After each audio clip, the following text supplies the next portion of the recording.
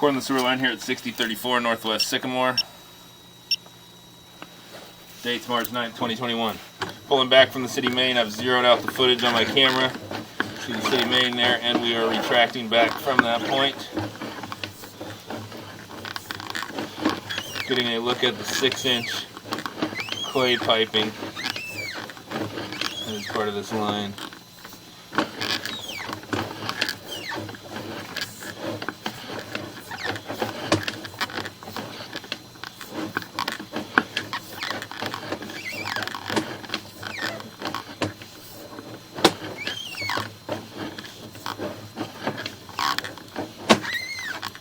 So it looks like we're looking at 30 feet.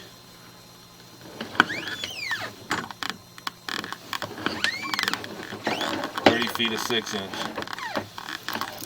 I'm gonna go locate this spot.